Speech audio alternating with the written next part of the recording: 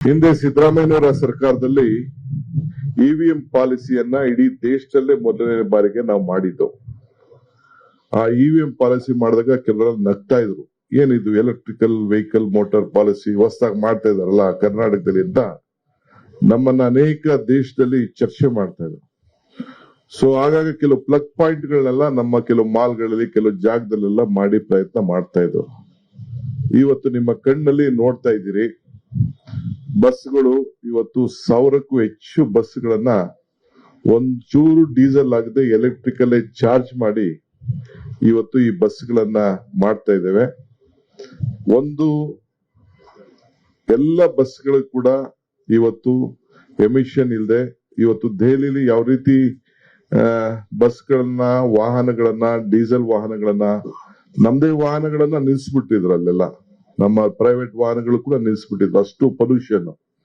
ಅದನ್ನ ಮುಂಜಾಗ್ರತೆಯಾಗಿ ಬೆಂಗಳೂರು ಇವತ್ತು ವಿಶ್ವವನ್ನ ಇವತ್ತು ಆಕರ್ಷಣೆ ಮಾಡಂತ ದೊಡ್ಡ ಶಕ್ತಿ ಇವತ್ತು ಬಂದಿದೆ.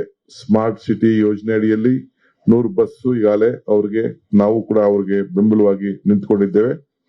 ಇವತ್ತು ಇಡೀ ದೇಶ ನಾವು ಪೊಲ್ಯೂಷನ್ ಬಗ್ಗೆ ನಾವು ಚಿಂತೆ ಮಾಡಬೇಕಾಗಿದೆ. ಉತ್ತಮವಾದಂತ ಆರೋಗ್ಯವನ್ನು ಕೊಡ್ಲಿಕ್ಕೆ ಸರ್ಕಾರ ಶಕ್ತಿ ಯೋಜನೆ ತಂದು ಈಗಾಗಲೇ ರಾಮಲಿಂಗಾರೆಡ್ಡಿ ಅವರು ಎಷ್ಟು ಜನ ಮಹಿಳೆಯರು ಉಚಿತವಾಗಿ ಪ್ರಯಾಣ ಮಾಡಿ ಈ ನಮ್ಗೆ ಸರ್ಕಾರಕ್ಕೆ ಲಾಸ್ ಆಗ್ತಾ ಇರ್ಬೋದು, 1,000-2,000-3,000 ಕೋಟಿ ಈಗ ನಾವು ಕೊಟ್ಟಿರ್ಬೋದು.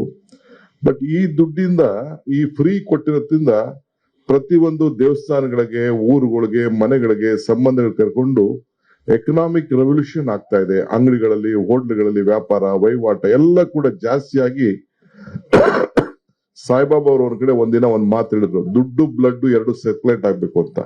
ಬ್ಲಡ್ ಒಂದ್ ಕಡೆ ಇದ್ಬಿಟ್ರೆ ಇನ್ಕಮ್ ಟ್ಯಾಕ್ಸ್, ಸೇಲ್ ಟ್ಯಾಕ್ಸ್, ಕುಡಿಕೆಯಲ್ಲಿ ಕಳ್ಳರು ಪಲ್ಟೆಲ್ಲ ಸೇರ್ಕೊಂಡ್ಬಿಡ್ತಾರಂತೆ. ಹಂಗೆ ದುಡ್ಡು ಒಂದ್ ಕಡೆ ಸೇರ್ಕೊಂಡ್ರೆ ಬ್ಲಡ್ ಸೇರಿದ್ರೆ ಒಂದ್ ಕಡೆ ಇದ್ರೆ ಆರೋಗ್ಯ ಕೆಡ್ತದಂತೆ, ದುಡ್ಡಿದ್ರೆ ಇವರೆಲ್ಲ ತಗಲಾಕೊಡ್ತಾರೆ. ಹಂಗೆ ಸಮಾಜದಲ್ಲಿ ಸರ್ಕ್ಯುಲೇಷನ್ ಆಗ್ಬೇಕು. ಅದರಿಂದ ನಮ್ಮ ಹೆಣ್ಮಕ್ಳು ಯಾರು ಕೂಡ ಎಲ್ಲ ಬಡವರು ಹೆಣ್ಮಕ್ಳು ಟ್ರಾವೆಲ್ ಮಾಡೋರು, ಮಧ್ಯಮ ವರ್ಗದವ್ರು ಟ್ರಾವೆಲ್ ಮಾಡೋರು, ಅವರ ಕುಟುಂಬದವ್ರು ಕರ್ಕೊಂಡು ಇವತ್ತು ಎಲ್ಲಾ ಕಡೆ ಫ್ರೀ ಆಗಿ ಬಹಳ ಸಂತೋಷ.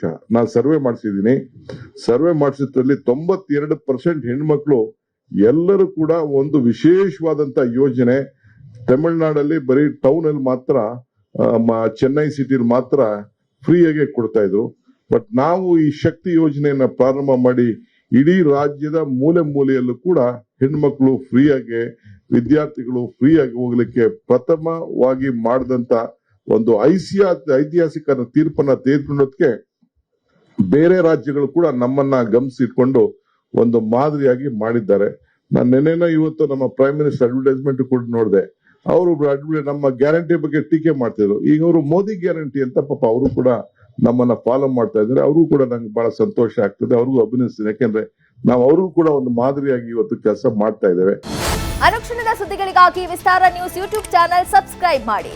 ಹೊಸ ಸುದ್ದಿಗಳ ನೋಟಿಫಿಕೇಶನ್ಗಾಗಿ ಬೆಲ್ ಐಕಾನ್ ಕ್ಲಿಕ್ ಮಾಡಿ. ಲೇಟೆಸ್ಟ್ ಅಪ್ಡೇಟ್ಸ್ಗಾಗಿ www.vistaranews.com ವೆಬ್ಸೈಟ್ಗೆ ವಿಸಿಟ್ ಮಾಡಿ. ಅಂಗೈಯಲ್ಲೇ ಜಗತ್ತಿನ ಸುದ್ದಿ ತಿಳಿಯಲು ವಿಸ್ತಾರ ನ್ಯೂಸ್ ಕನ್ನಡ ಆಪ್ ಡೌನ್ಲೋಡ್ ಮಾಡಿ.